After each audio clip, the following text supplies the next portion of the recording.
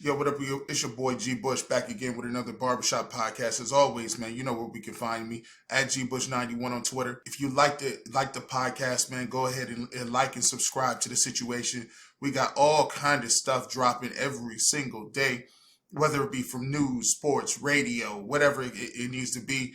This is just a little something I can do is just come on here and talk my stuff, man. It'll be all over the place from sports. A lot of hip hop culture, a lot of entertainment news. It didn't even touch on politics. No reins, everything's loose on this one, man. I talk about whatever I want to get into. Nobody tests me on this one. It's all me. So let's get into the story I wanted to talk a little bit about today. This is a big one, big one. First and foremost, I want to say I'm a big fan of this dude, man. I started watching him about, I want to say about 2-3 years ago. This dude Casanova, I liked his energy. I was really into the drill scene in New York. He really wasn't a drill rapper, so to speak, as much as Fabio Foreign or Pop Smoke, but he was kind of around that time. I want to say 16, 17, 18, coming up around Young and May, Bobby Shmurda area. Was going back and forth with 6ix9ine, but let's get right off into this story. This was in the New York Times. It's been all over the news. Rapper Casanova is accused of conspiring in a terrible acts of violence. This is in New York Times. And the subtopic reads, like 6ix9ine before him, the New York recording artist is charged with being a member of a ruthless street gang. Now, take this with a grain of salt. This is allegedly, but man, anytime you're talking about the feds, anytime you talk about people touching down on you as far as these indictments is concerned, that's a big thing. Fed time they're not playing with you. Fed time is a little different. It's just different. This ain't, you going, when you talk about them boys coming to get you, they got paperwork, they got surveillance, they got a lot of stuff on you. So let's get off to, and let's talk about what's going on behind the scenes. So it says Casanova, whose legal name is Caswell Senior, and 17 others were accused of what top federal prosecutors in Manhattan called terrible acts of violence in New York City, Westchester County, and upstate as members of the Untouchable Gorilla Stone Nation gang. Now, when you talk about this, as always, you know good and well, when they got your name and your street name and as well as your regular name, they're not playing around. So, of course, Casanova signed to Jay-Z's Roc Nation. He was not charged in a single most violent crime in the indictment. The September killing of a 15-year-old New York kid, still, the charges he does face could land him in prison for life if he is convicted. Now that's something to really talk about and kind of unpack here.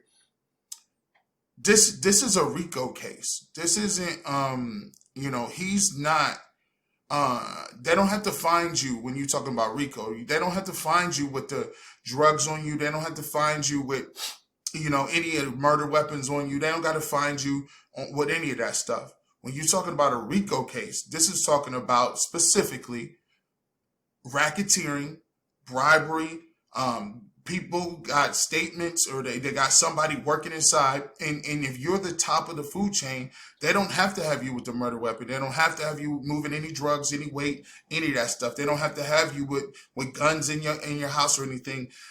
That's what they're using. The RICO statutes were used to put the mafia and the Italian crime families away. They don't have to have that stuff on you. So that's why when you take a look at this stuff, it's very serious because in terms of what type of years you can get, this is serious time. Behind this is a 15-year-old kid who's also being murdered or was murdered back then in September. And that's a kid being murdered. So, this is something that's not taken lightly. And when the feds put this type of information out, feds are looking for him, and then he turned himself in on Wednesday. It's something that you're not going to be able to get out of lightly. So the lawyer, James, I think his name is pronounced Caruso, said in the interview that the FBI had been wrong to suggest in messages posted on Twitter that Mr. Senior had been on the run before turning himself in. He had always planned to surrender, Mr. Gorilla so said. Mr. Senior is fully confident that he'll be exonerated when all facts are brought forth, he added. In some ways, the federal charges against Mr. Senior echo those in other rap-related gangs cases in New York in recent years. So if you guys, everybody anybody who's been covering hip hop stories over the last 3 to 4 years, over the last maybe 5 to 10 years, know about Tekashi 6ix9ine and Bobby Shmurda. So the article goes on to say those included a federal prosecution that threatened to doom the meteoric career of better known rapper 6ix9ine. In a state case in which Bobby Shmurda, a rising Brooklyn rapper, pleaded guilty to conspiracy and weapons charges. Like Mr. Senior, Bobby Shmurda and his fellow Brooklyn natives, they were also charged with participating in racketeering conspiracy carried out by violent gang. So we can get into that. Pretty much everybody knows the background of that, and I'll let you guys go ahead and look that up for yourselves. You see that out, and that's pretty much everywhere. You can go ahead and check that out, and you can see what the background information of that is. But analyzing the situation, there's a couple of ways that this thing is going to work. There's somebody probably in Casanova's camp that is already cooperating. He's already cooperating. Somebody that has probably been cooperating for a long period of time. And somebody who has probably been either caught with either weapons, caught with drugs, caught with something on parole, and the feds have been already gotten him to cooperate for a long period of time. If you go back and watch the Breakfast Club interview, one of the things that Casanova said was, he was going back and forth with 6ix9ine. And I think that he found out, somewhere back and forth. He thought 6ix9ine was a real street dude at first. And then he just realized slowly but surely that Tekashi 6ix9ine was just a pawn in the game.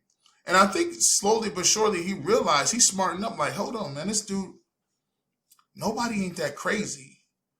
He's moving like he's invincible right now. He's moving around like he's really trolling. He's doing his trolling stuff, but who really trolls like this to a point where you really are out here doing this extra stuff, like you trying to get laid down? And I really believe that he kind of understood, like, man, I think he really is an informant, right? And then when you look at those indictments and you look at all the people that Tekashi 6ix9ine told on, you look at all the names he dropped. Cardi B's name, he dropped Jim Jones' name, he dropped a lot of names in them indictments, he dropped a lot of people in them court filings, and I would not be surprised if Casanova's name was one of those people who got caught on those tapes. And so when you look at it, and this is just something that I talk to and I look around all the time, you're not getting out of these type things. These are federal cases. And when federal informants and federal people get involved in cases like this, the only person I could think of ever getting out of a federal case was Irv Gotti, right? The conviction rate is crazy high. The conviction rate is 90-some-odd%. When you're looking at these cases, you pretty much, it's a wrap when they bring them against you. That's why you have so many different people that don't even fight the case. They just plea. They plea out, cop out, and say, listen, I'm going to just take this time and get up out of here. So it's tough because you look at it, and right now it's an epidemic for rappers. It's an epidemic.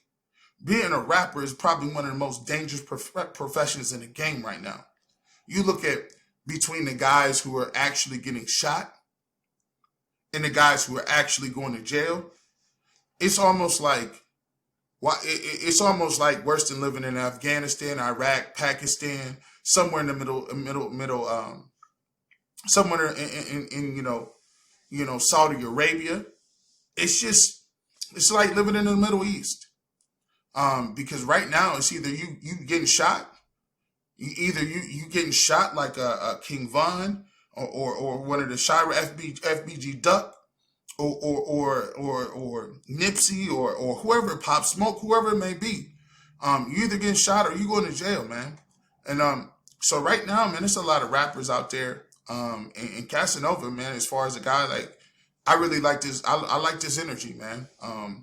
He was a guy that, came out of jail. He was believable too.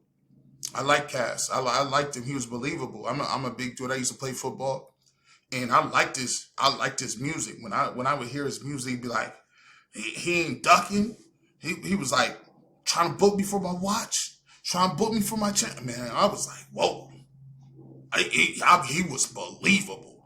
Like, I'm one of them dudes. I like when I can believe it, but it's a thin line between believing it and really believing it. Like when you seen Bobby Shmurda, that's why the energy is so level, so high, man. I'm a firm believer in that. All the dudes that we like out here, as far as the energy level go, as far as the levels, with why we like it, you got to admit it. And I ain't nowhere in the street. Listen, I'm telling y'all right now, good luck finding me. I ain't in nobody's streets. But the reason why we like it is because it's just crazy. We like the believability. Take a look at what we like. King Von, people love King Von. People love Pop Smoke. People love Cass. People love Bobby Shmurda. But when you take a look at all them dudes, man, they was solidified. They was 100% 10 toes down, and we liked the music. Then what they was talking about really translated into the believability. So when they were spitting the bars, it was just like, I really believe that. I really believe that situation. So we're gonna keep in contact, and we'll keep following this story. But as of now, it's it's touch and go with this one.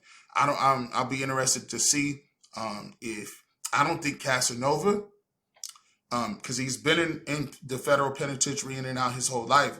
I don't think Casanova is one of them dudes that'll flip, but you never know. When somebody offering you football deals, if you don't know what that is, they offer them numbers in the 90s and the 80s and stuff like that.